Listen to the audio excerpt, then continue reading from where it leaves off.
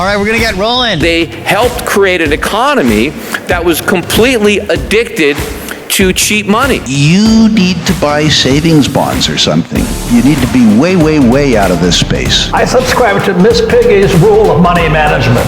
Always manage to have more money, you know what I mean? It wasn't but 2 years ago that everybody was saying China's economy was going to be bigger than that of the United States. It's gone in the exact opposite direction. So we're going to jump right in. Welcome to This Week in Mining, where we talk about making money in the mining and the metal sector. And I'm joined today by Peter Schiff. Peter, it's great to have you back on the program. Oh, great to be back on, Jay. I hope you've been well. Yeah, really good. Had an excellent summer, and I'm excited to just grind now this fall.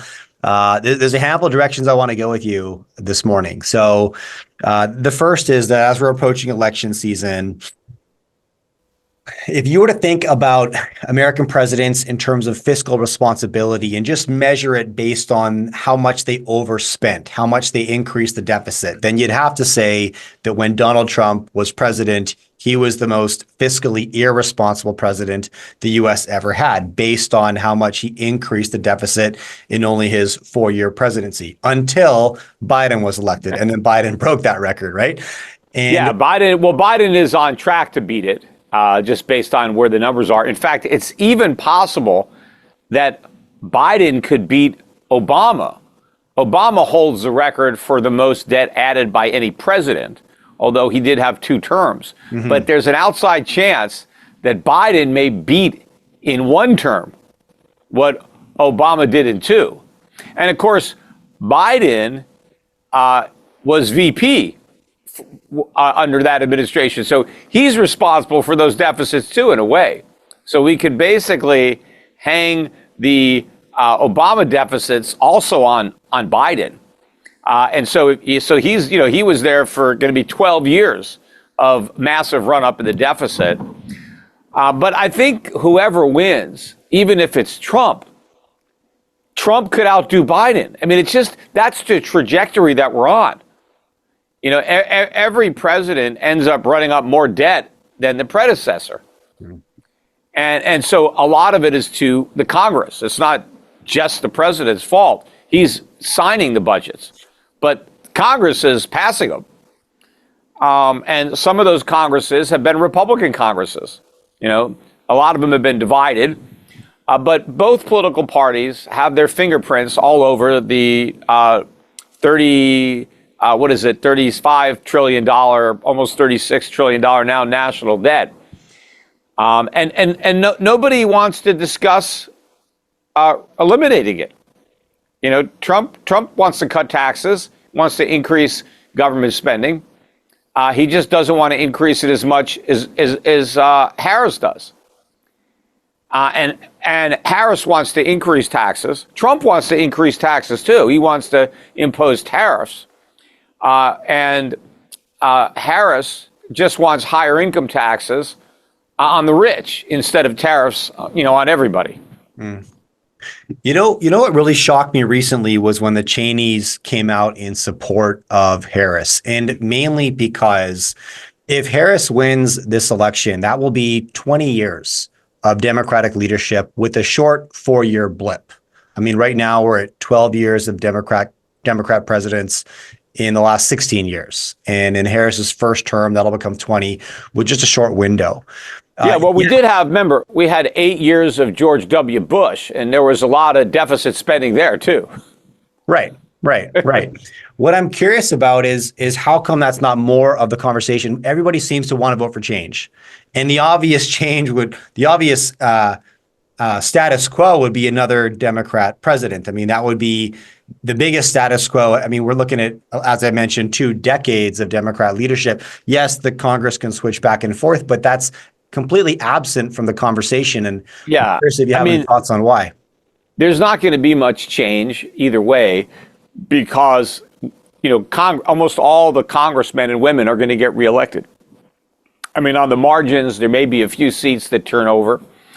Maybe the Republicans could take back the House, but if they do, it won't be by a huge margin. Maybe they can keep the Senate. or maybe they could flip a seat or lose a seat. I mean, the Senate's going to look almost identical after the election. I mean, if we elect Harris, I guess the only change really from Biden is going to be the gender of the president. We'll have a female president. I mean, we've never had a female president. Although maybe, Trump could identify female and that would qualify. I don't know. Or maybe Biden could even do it. Right. But she'd be the first female president. But I don't imagine much of a change in policy. I mean, probably the same people who have been pulling the strings under Biden, because Biden's clearly not making his own decisions. I mean, that we know that. So somebody is making the decisions for Biden, and it's probably going to be the same people who are going to make the decisions for Harris, because she's incompetent of making decisions. That's also pretty clear. So that's really status quo. If you vote for Trump, I mean, it's somewhat of a change. But if we just go back to the way things were when Trump was president last time, nothing's really going to change as far as the deficit, because he didn't do anything in his first term about the deficit. Now, maybe he'll do something in his second term. Maybe he'll surround himself with better people. I think he's acknowledged that a lot of the people he picked the first time around were more establishment than he realized, and so maybe now that he's already been there once, the next time he'll be more selective. In fact, you can look at some of these Republicans now that are coming out and supporting Harris. That's proof that they were never Republicans in the first place. I mean, anybody who calls himself a Republican and then says, well, I support, Harris. I mean, there's no way you could have held any ideological Republican values. That was just convenient because maybe you were in a Republican district and that's just how you got elected. But I want Trump to win. I think he's not part of the establishment. He's not a career politician. And so there's an outside chance that maybe he'll push back against some of this stuff. I mean, I know that at least he believes in capitalism. I mean, he's succeeded in capitalism, so he clearly understands and believes it. Harris was raised by a Marxist professor. So we know where she stands. And so I think it's dangerous to have her, at the helm of the ship when we hit this iceberg, which, I thought we were going to collide with for a long time. But we're a lot closer now. And hopefully we're also a lot closer to making some money on these mining stocks. I mean, that's, you talked about that on the introduction, and I've been investing in these names for a long time. We're recording this podcast. Gold is close to 2,600. Quite a bit higher than it was years back. But we haven't made a lot of money in the mining stocks yet. But I think that the prices we're seeing now are still very low. I think gold has a long way to go to catch up to where it should already be. And I think when it really starts to move, it's going to get there in a hurry. And so I think that's going to reward the people who, moved in advance. I mean, I think it's, a great opportunity that people who never even bought any gold stocks can buy them now and make, almost as much money as the people who bought them 10 years ago, maybe more. But they didn't even see it coming far in advance. But at this point, it's kind of obvious. Everybody should be able to see this. And do you think part of the sentiment shift towards gold, because I'm seeing it too, and there's a handful of factors that drive price, obviously not just one thing, but more people are starting to ask questions about why prices are rising. A lot of people will still buy whatever narrative they're sold. If it's a Democrat leadership, they'll buy price gouging. If it's Republicans, they'll buy immigration as the narrative instead of just accepting that it's monetary inflation is just more currency. But I think as more people ask the question, why are prices going up? Why are we running such extraordinary deficits? There's a sentiment shift towards hard assets. And that's probably one of the core reasons that we're seeing people turn their head that direction. Do you think more of that is what will drive the gold narrative, Peter? Or what lands on your desk when you think of people shifting their attention to hard assets and precious metals? Yeah, I don't think most people have already shifted their attention, at least not in the West, certainly not in the United States. Interest in gold is still relatively low. I mean, you would think that the phones were ringing off the hook at my gold business at Schiff Gold. It's business as usual over there. Really? There's no media attention. I mean, I watch sometimes I go on CNBC on days that gold makes a new record high, and they don't even mention it. And I'll see the gold mining stocks and silver stocks as the best performing sector. And when they go over the sectors that did well that day, they don't even mention precious metals mining. So it's not getting any media coverage. The public is really not there. In fact, the public has been net sellers. Look at the GLD, the big ETF. They've had net liquidations all this year. So the public is getting out of their gold, even though the price is going up. We know the economy is weak. I'm sure jewelry sales are down, so people are buying less gold jewelry.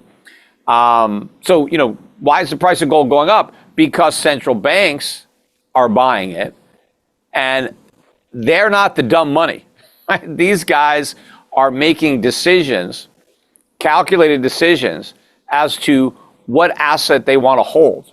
And they're mainly choosing between US dollars and gold. And they're foregoing the interest they can earn on those dollars, and they're buying gold for a reason. Right? They know what's going to happen to the value of the dollar because the deficits are in the process of going ballistic. We're adding now $3 to $4 trillion a year to the national debt. And that's going to accelerate during the next recession, which may have already started. I've been arguing we've been in a recession for some time now. It's just that the official statistics don't acknowledge that fact, but they may be revised to admit it at some point. But that's probably one of the reasons that the deficits are skyrocketing. In fact, we just got the I think it was the July deficit or the August deficit came out last week, and it was the biggest August ever, including 2020 for 1 month. So the fiscal, position is deteriorating rapidly for the United States, and that's probably because the economy is much weaker than the statistics, and that's why the government is not collecting enough in taxes, and its expenses are going up. So I think the dollar's days are numbered. I mean, look at it; it's almost it's at a 13-year low against the Swiss franc. No one really talks about that. But we're close, about 7% below an all-time record low for the U.S. dollar versus the Swiss franc. The dollar had been strong against the yen, but that's reversed recently, and the yen is trading at near its highest level of the year now. So that we're starting to see cracks in the dollar. I mean, maybe once the Fed cuts rates tomorrow, and it's a foregone conclusion they're going to cut, all they're arguing over is the size of the cut. Is it going to be 25? Is it going to be 50? I don't even think it matters. In the scheme of things, any cut is a mistake. The Fed should be hiking rates. They never should have stopped hiking. They only did it because banks started to fail. And the reason they're cutting now is because the economy can't handle these rates, even though they're actually low. Rates never got high. That was just a lie. The Fed never got to restrictive territory. You know that because a savings rate is at a record low. Credit card debt, household debt's at a record high. That is a sign of easy money, not tight money. When the Fed is restrictive, people save. They stop borrowing, right? But the government's cut back on their spending when the Fed is restrictive. The Fed never got the government to do anything, but they just kept on borrowing and spending as if interest rates were still at zero. They haven't cared. So the Fed hasn't moved the needle at all on demand, really. And so inflation is still a big problem. But when they start cutting rates tomorrow, it's going to reaccelerate inflation to the upside, which has been basing now over the past year officially at about 3%, which means unofficially it's probably 5 or 6%. But then once they go back to the rate cuts, I think that it's only a matter of months before they go back to QE, because I don't think the rate cuts are going to work. I think the economy is going to keep weakening. And what I think is also going to happen is that long-term interest rates and mortgage rates might actually go up after the Fed cuts rates. And now what's the Fed going to do? Because that means the lower interest rates aren't helping Americans who are borrowing. We know credit card rates are at a record high right now. They're not going to go down when the Fed cuts rates. Why? Because delinquencies are rising. The credit card companies can't cut rates. Doesn't matter to them. When they're charging 20%, doesn't matter if the Fed is 5% or 4%. That's irrelevant. Their interest rates are a function of losses. the people who don't pay. That's what they have to get from the people who pay all the losses from the ones who don't. And more people are not going to pay their credit card bills because they're broke. So credit card debt, I don't think you're going to see much of a reduction in auto loans. I don't think we're going to have any real reduction in mortgages. But even if the Fed cuts mortgages, it's not like even if mortgage rates go down, it's not like we're going to have a big wave of refis. Because even if they go down, they're not going to go down low enough to let people refinance because everybody's already got a rock bottom mortgage. So they've already, played that card. They don't have it again. So this is going to be a brutal recession, but the Fed is going to go back to QE, and that's what's going to reignite inflation.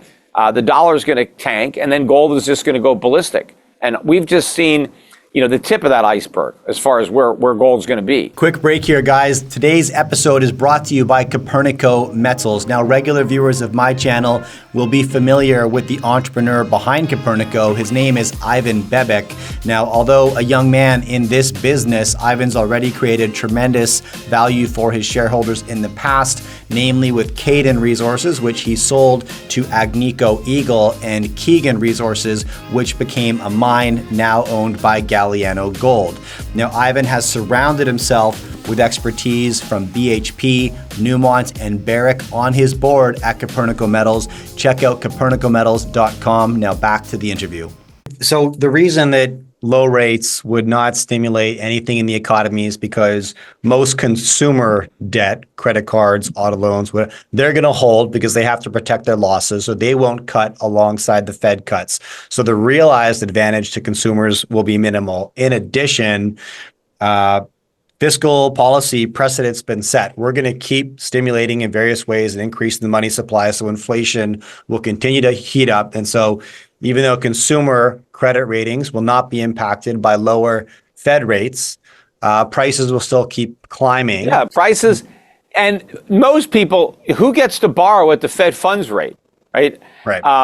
The mortgage rates are set off the 10-year Treasury. The 10-year Treasuries have already fallen in anticipation of the Fed's rate cuts. So that benefit has already happened. Yeah. They're not going to get it again. And again, what happens is they cut rates, especially if they do 50 basis points tomorrow. But those rate cuts mean higher inflation, which means higher long-term interest rates. So yes, the Fed could push down short rates, but that's going to push up long rates. So the yield curve is going to steepen. And most Americans are borrowing at the longer rate. And so, it's not going to help. But the inflation that those lower interest rates help create, that's going to hurt. Right? People are now going to see a bigger increase in their cost of living, which is already a big problem. And now that problem is going to get a lot worse. It's ironic. The Fed is like, oh, we inflation has come down, so now we can cut rates. Okay, well, they cut rates and inflation goes right back up. Well, now what are you going to do? Mm-hmm. Do you see any validity to an idea I've heard discussed a few times that high rates can be stimulatory because of how many Americans have locked in mortgages on a 30-year fixed term at 1 or 2% in 2021? And so as rates have climbed, their monthly payments on their mortgage have not increased. However, say you're a couple in your 70s, and you've got some savings and you park that in stocks and cash equivalents and money market funds, even though your mortgage payment hasn't increased, your money market funds are paying you more. So in an indirect way, high rates in this case are stimulatory. And you could maybe replicate that in the case of some corporations who are able to lock in long-term debt at super cheap rates in 2021. And they also hold their treasuries in cash equivalents and money market funds that are now paying more. Yeah, you're correct that to the extent that money markets pay more, the government is now giving holders of its debt more income to go out and buy stuff. And so to that extent, it is stimulative. And also, the higher interest rates, to the extent that they increase borrowing costs for businesses, added to the cost pressures in the economy, because that's just like your rent going up or wages going up or raw materials. So when they did raise interest rates, that was feeding into consumer prices. And so when they cut interest rates, right, that may withdraw a little bit of that stimulus, but the overall effect is going to be inflationary in that the lower interest rates are going to result in a lower dollar. And, the higher interest rates pushed up the dollar, and it was the stronger dollar that brought down commodity prices, brought down oil prices. In fact, I pointed out, even on X last week, that priced in gold, last week oil hit its lowest price ever if you throw out a few months from COVID, when oil went negative. And so that's a complete aberration.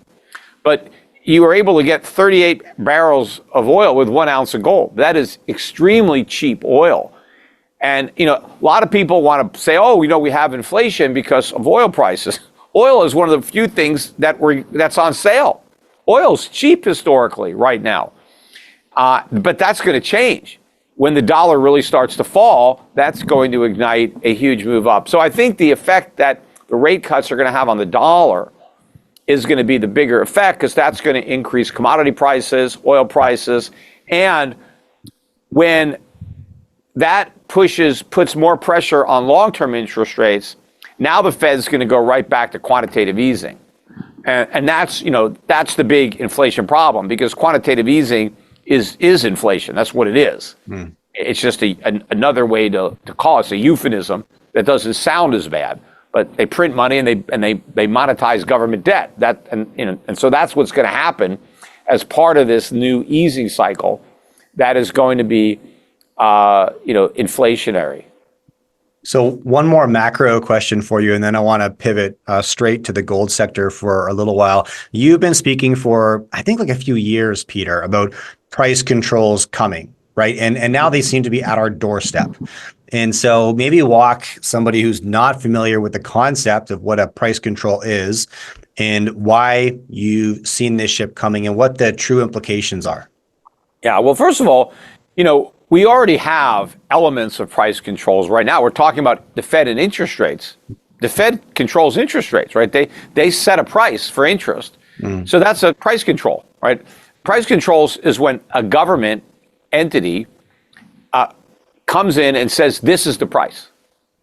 As opposed to capitalism, where the market discovers the price, right? No one individual or group of individuals determines, how much something should cost. It's supply and demand. The market is what determines the price, and that is efficient, right? That leads to an equilibrium price. You don't have shortages, you don't have surpluses, and it also makes sure that resources are allocated towards their highest and best use so that we maximize our standard of living, right? So that's the beauty of a free market economy. But when you have a command economy, a central planning authority that tries to decide what prices should be, they never get it right. It's impossible for one person to know what should bread cost, right. What should corn cost, what should oil cost. Who the hell knows? Nobody knows. The market has to figure it all out, right? Based on everybody's own preferences, and the supply curve and all that stuff happens, and you get a price. So we have some price controls now. The Fed setting interest rates too low. Well, what does that create? A shortage. Shortage of what? Of savings. We don't have enough savings. And it creates a surplus of debt, because interest rates have been held too low. We have too much debt, right? We have a lot of debt. We don't have enough savings. That's because of the Fed controlling interest, price of money. We have minimum wage law. That's a price control, right? The government says this is the minimum wage. You can't hire somebody for less than that, right? And what it says to a worker, if you want to get a job, worker, you can only accept a job if you're willing to convince the employer to pay you the minimum wage. If he's not willing to pay you that much money, if he's willing to pay you less, you can't take that job. It's illegal for you to have a job. And so what does that price control do? Well, the government has set the price too high for some people. For some people, it's irrelevant, right? If you're a highly skilled person, the minimum wage is irrelevant to you because you're making so much more than a minimum wage that it doesn't affect you. But let's say you're unskilled, and so you have a very minimal benefit that you can offer an employer. You get priced out of a job because the minimum wage is above your productivity level. And so what happens is we have a surplus of workers. We have a lot of unemployment because of the minimum wage law, right?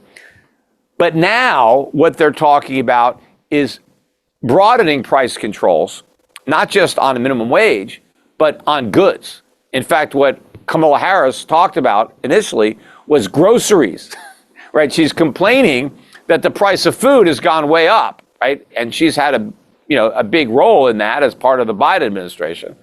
But food prices didn't go up because greedy grocers gouged their customers. They were gouged by the government. They were gouged by the Fed. The government raised the cost of all their items. The grocery stores just add like a 1 or 2% markup. They've got the smallest margins of any retailer. So they're the victims of inflation, just like their customers. They would prefer not to raise their prices, but they have no choice. If they don't raise their prices, they have to shut their doors. They're out of business. And then prices really go up because there's not as many grocery stores around. And so the ones that stick around will be able to raise their prices more because there'll be less competition. But the reason that I've been forecasting for years and years that we were going to have price controls is we had them in the 70s. Now, they didn't work, but that doesn't mean the government's not going to do it again, right? The government never learns from its mistakes. It just repeats them on a bigger scale.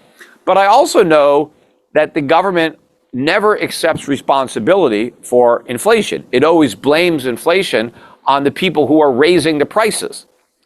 But they're only raising the prices in response to the inflation the government created. They have no choice. But the public doesn't know this because the public doesn't even know the definition of inflation. They've been fooled into believing that inflation is rising prices when it's not. Inflation is expanding money supply.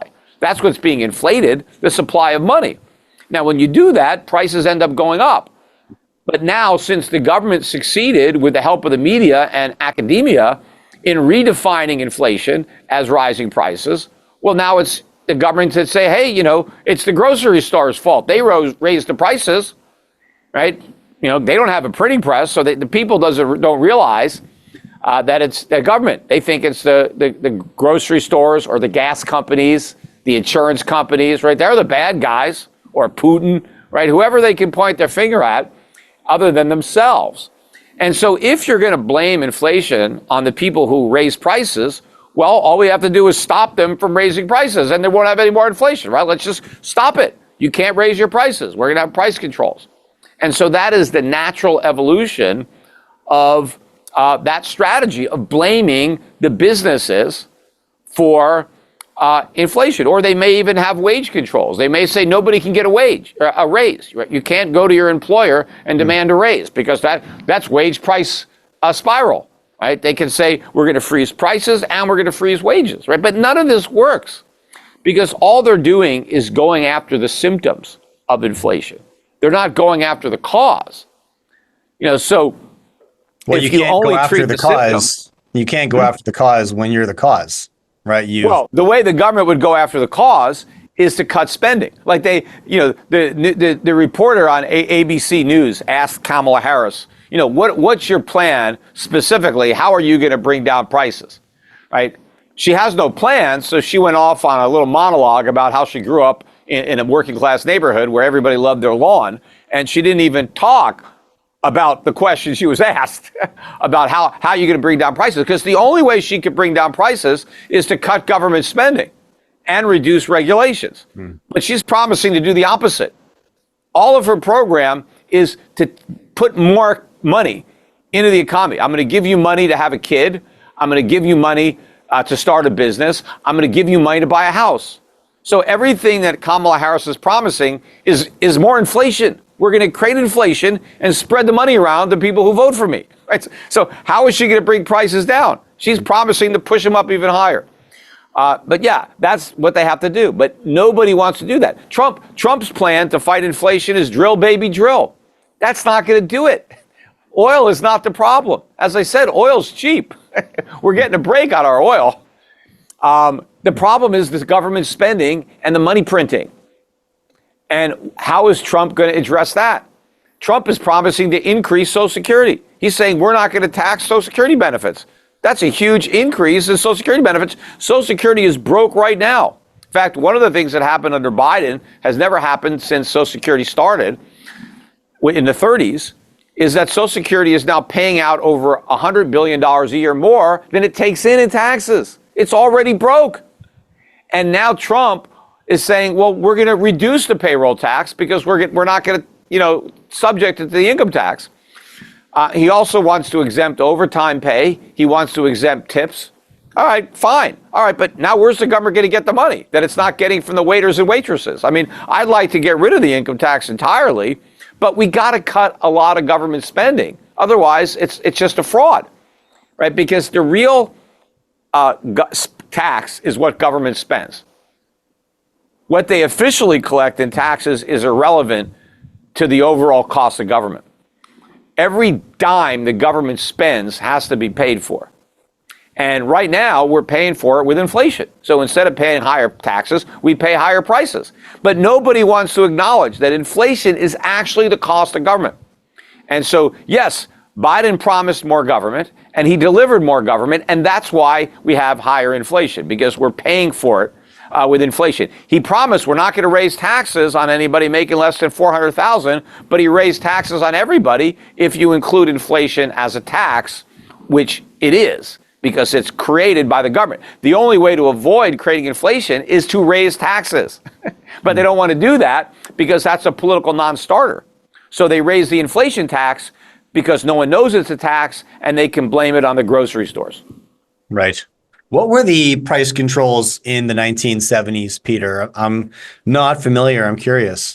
Yeah, well, Nixon imposed wage and price controls shortly after, or I think maybe at the same time that he went off the gold standard, right, 1971. The effect was what you would expect. There were immediate shortages. Grocery stores, would try to come up with, new products that they could charge a price on, like a new cut of meat that was, different than the old cut because they couldn't raise the price.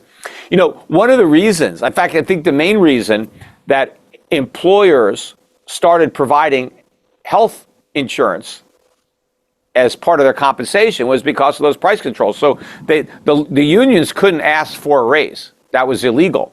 So instead of asking for a raise, they said, hey, why don't you pay for our health insurance as part of our employment contract, right? So, wow. And that was not covered by the wage and price controls because we'll take the same wage, but give us health insurance instead of money. And now we don't have to buy our health insurance because we're going to get it from. So the businesses and workers, they tried their best to get around the wage and price controls. And ultimately, the government got rid of them. You remember there were long lines at gas stations. Why were there long lines? Because they were controlling the price. That's why there were long lines. If the market set the price, it would be much higher and there wouldn't be lines. And when the government holds the gas prices too low, right, you're going to fill up your tank. If they let the price go up, you may only take, a half a tank, right? If the price is really high. And so there'll be more to go around, or people will only buy gas who really need it, right? If you don't need it that badly, maybe you'll carpool. I mean, the market is very efficient when it allocates stuff because when prices go up, demand is supposed to go down. That's what helps. But if the government controls the price and doesn't let the price go up, then demand doesn't go down. Yeah. And also, high prices result in more supply, right? Businesses see the high price. Oh, look how high those prices are. I'm going to produce more of whatever that commodity is or good that's now got this really high price because I can make a bunch of money. But if the government doesn't let the price go up, then you don't get the additional supply. So supply and demand, right? That's the solution to the problems of high prices, right? The solution to high prices is high prices. But the government gets in the way with price controls. But I think they're coming because there's nothing else that they can do, right? The fact that they're not going to work is immaterial because they're not going to do the one thing that does work, and that's cut government spending. That's the one thing they're not going to do. And they're probably not going to raise taxes in a way that's actually going to raise revenue. I mean, there may be a consensus at some point to tax the billionaires, but that's not going to do it. There's not enough money there, and it may actually backfire and result in less revenue. Higher tax rates may result in less revenue. What we need are consumption-based taxes. Tariffs could help, right? If we get tariffs, that'll be more revenue that the government collects. right? They can pretend they're getting it from the Chinese, but they're not. They're getting it from Americans. But at least that's a tax that the middle class will pay. And the government's going to have to get a lot more of those taxes. Maybe they have to raise the Social Security payroll tax. Maybe they have to come up with a national sales tax. But most of these things they're just political non-starters. So nobody wants to raise taxes on the middle class. Nobody wants to cut spending, especially on middle class entitlements. Yeah. Trump in the debates, oh no, I don't want to get rid of Obamacare, right? Nobody wants to get rid of anything. Everybody wants to increase the defense budget. Even though Trump doesn't want the wars, he still wants to spend more money on defense. When I think about price controls, all of that makes sense because price controls would destroy margins for businesses. If I can't increase my prices in response to input inflation, that's coming out of my pocket, right? And so if I'm limited on what I can charge my customer, regardless of what I have to pay for supply, I'm the one who gets squeezed. Eventually, a handful of me are going to go out of business, reducing the supply of goods available to the public. Is that what led? Because I was a bit lost on how price controls led to lineups at gas stations, unless price controls destroy the margin of most gas stations, reducing the supply that would make it to market. Consumers still existed and weren't paying more, so they had less gas stations to visit. Is that because they were controlling the price of gas, there wasn't enough gas. There wasn't enough oil and gas being produced. So there was a shortage. There's no incentive to, right. Yeah. Yeah. And then you didn't have a reduction in demand because it's like, well, I'm going to rush to the gas station to get my gas. But if they let the price go up, then a lot of people who were buying gas at maybe $3, let's say it went to $10. I don't remember what the prices were back then, but let's say that prices would have been 10 and instead they're 3. If they went up to 10, a lot of people would have just said, I'm not going to drive. I'm going to take the train. I'm going to take the bus. I'm going to carpool. I'm going to ride my bike. And so there wouldn't have been as many people who wanted the gas. Right? Yeah. But if they keep the gas at that low price, then you have a lot of people who want it. But now the guy who really needs it, he's got to wait in just as long a line as the guy who's just taking it because it's there. But what actually happened is some people would pay other people to go wait in line for them. Sure. Right? So, like if you had a lot of money and your time is very valuable, you can't wait 4 or 5 hours in a gas line.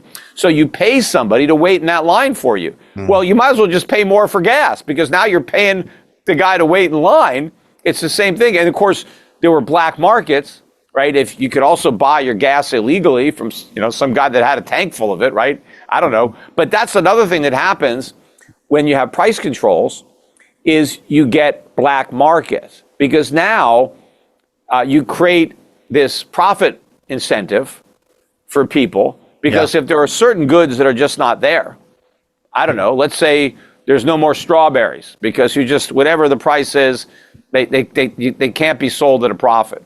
Yeah. And let's say you really like strawberries. I mean, that's what you like, and you're willing to pay a very high price. Well, maybe there's a criminal who will get you some illegal strawberries and you can buy them. But, they're going to be real expensive because the guy who's selling them to you is risking going to jail. So, so he's going to want to get compensated for that. And who knows, maybe you could go to jail for buying strawberries. I don't know. Right. They normally put the punishment on the seller, right? Because he's the one that's charging the high price. And it's like, well, you're gouging this guy. Well, nobody is gouged if they voluntarily accept the price, right? Yeah. If I'm willing to pay a price, I'm not being gouged. Now, I mean, you have the classic example of, let's say there's a hurricane in an area and so the price of water goes way up and they say, well, you're getting gouged. Well, I'm not getting gouged. I just really need the water. And under these circumstances, since there's so much more demand for water, if I want to get it, I've got to pay this free market price. I'm not getting gouged. That's just the price. Yeah. And a lot of times what happens is in order to get that water there, maybe people had to transport it from other states to come into the disaster area. Well, how much does that cost? Right? The only reason the water is coming in is because the people who have it know, hey, if I bring the water 1,000 miles to that location, I can get more money for it. So people will put water in their trucks and drive it over there. But if they can't get any more money, then why are they going to do it? They're not going to spend all that time and money bringing in water if they can only sell it for what they can sell it right in their own neighborhood. So all the government does is gets in the way. It's a free market. It's voluntary. People decide. Here's what you want to charge me. Do I want to pay it? Nobody's got a gun to your head and says, buy this or I'm going to shoot you. The only one with a gun is the government. So the government is the only one that can gouge you because they can tax you and you can't say, you know what, I don't want your government services. They're too expensive. Nope, you're stuck with them no matter how lousy they are or how much they cost. And I can see it. And intuitively, any entrepreneur is going to take one look at the concept of price controls and know that they are disastrous.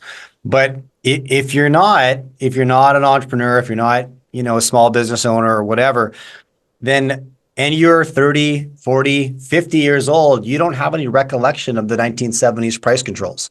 And so I could see how this could be sold and will be sold by today's politicians to today's voters who, don't look at second and third order impacts of the policies that we put in place. And and there's an immediate look. The minute when price controls are introduced, whether it's days or weeks, they initially will work, right? But it will quickly fall apart. So the initial response is, okay, great, the prices stop going up, right? It takes a little while before the goods are gone from the shelves. And now there's nothing there. And it's like, yes, they can't raise the price of strawberries, but unfortunately there are no strawberries. They're just missing now. So yes, you can't gouge people for eating them, but now nobody gets them. Right? And so I'd rather pay a higher price for a product than not be able to buy the product at all. Or a fair price, right? Like any price that's determined by the market is fair. Exactly. Yes. A price that's determined by the government is not fair. Because it's arbitrary. Somebody decided, I'm going to affix this price to this product. What's fair about that? No, it's just somebody deciding. And they're normally biased. The government is always biased, and they're going to set the price either too high or too low because it benefits one person or constituent group at the expense of somebody else. So all of this does sort of lay the groundwork for, the oncoming recession or, in the real economy. But if we're going to see more stimulus, more QE in the future, do you have a take on what the equity market might do and a continued decoupling between the financial economy and the broad economy, Peter? Well, one thing the rate cuts are going to do is they will help the stock market. They do bring down the margin interest cost. So for speculators who want to borrow money from their brokerage firms to buy stocks, those rates are affected by the Fed, right? So it will make it cheaper to speculate on stocks.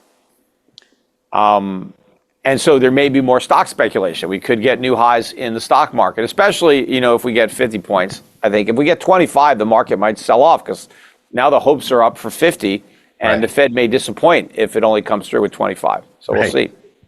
But I think that at some point, and I think we're already seeing that, there is a rotation going on out of the Mag 7, momentum AI names into more defensive value, dividend paying type stocks. That's already happening. And I think that's going to continue.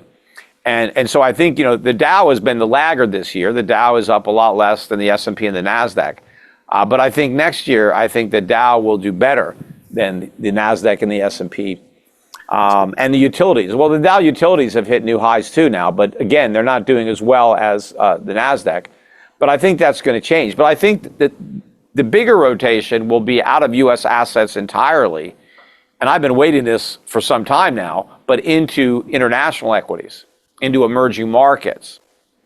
And so that's where I think the money is going to be flowing out of U.S. and out of dollars, internationally into value, dividends, resources, including, mining and precious metals mining stocks, should be the major beneficiary of this next wave of rate cuts and QE.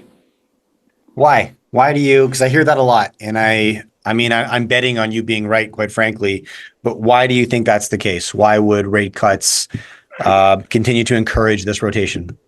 Well, because, the last couple of times the Fed did this, after the '08 financial crisis, after COVID, they were still operating under the pretense that inflation was below 2%, and therefore the Fed's actions were justified in order to get that inflation rate up to the 2% target. And so you didn't see the big rush into gold. I mean, gold prices went up. Look, when the Fed first started cutting rates in 2001, gold was $300 an ounce. So it's not like it hasn't gone up, right? From all this QE, it's 2,500 plus. So gold has gone up. But we haven't seen people, really looking for inflation hedges, really worried about inflation. They thought the Fed had it under control. And they thought, well, if the Fed ever overshoots 2%, they could just dial it right back real easy. Well, I think when they start another round of QE with the balance sheet 7 trillion, right, where they are now, at inflation well above 2% and headed higher, then there's no pretense anymore that this policy is justified because inflation is still below target. You now have inflation way above target, and you have a Fed ignoring that and creating more inflation anyway. And that really lets the cat out of the bag, that inflation is here to stay and the dollar's a one-way street down. And then I think you get a run on the dollar. And when you run out of the dollar, you have to run into something. And I don't think you run into the euro or you run into the yen or the pound. I mean, these are not attractive. I think people are right, that, there's all these dirty shirts in the hamper, and people think, well, the dollar is the least dirty shirt, so that's the one people are going to wear. Well, I think they're going to get rid of that shirt, and they're not going to want another dirty shirt. They're going to want the only clean shirt that's not in the hamper, and that's gold. Gold is money. Everything else is just a substitute, and that's where it's going. And the central banks are leading the way, and the public is going to follow. And so gold's going a lot higher, silver's going higher, and then these mining stocks, I think, are going to have to be completely repriced, and they're going to be much, much higher than they are now. And of course, there's also going to be a wave of consolidation. That's another wave, because now when gold prices are 5,000, 10,000, whatever they are, the big gold mining companies are going to start buying up all the little ones because they need to get the resources. Because it's very hard to find gold. They haven't been exploring. They haven't been investing in exploration and development. So where are these big companies going to replace their reserves? Well, they're just going to buy the smaller ones because they're cheap. A lot cheaper than finding gold. I mean, at least you know where it is when somebody else owns it, and they've already proved it out. Yeah. Okay. So similar to central banks pivoting to a degree from US dollars and into gold, you could say institutions and investors will pivot from the S&P and NASDAQ into utilities, value stocks, mining equities, et cetera. There's a correlate there, you believe? Yeah. Oh, yeah. Okay. Do you look at any base metals, Peter? Like I know in the past I've had you on with some exposure to copper and nickel. Outside of gold and silver, do you look at the other mining companies? Yeah, I mean, a lot of the big gold companies mine copper as well. So you get some copper in there. But yeah, I mean, I think there's going to be demand across the board, especially if the trend to electric vehicles continues. And I mean, there's no reason why it wouldn't. I mean, I just recently bought an electric-powered boat, yacht, whatever.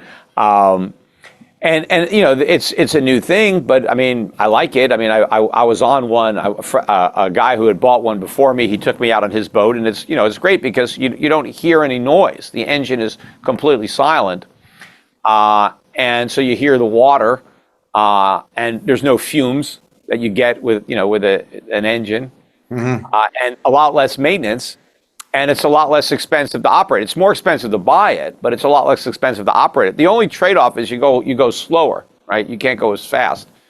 But you still get there, right? And if you're trying to enjoy the experience, which I'm more into, having been more of a sailor than a powerboater, I think it's great. And I also own electric cars. We have a fully electric car. I have one hybrid.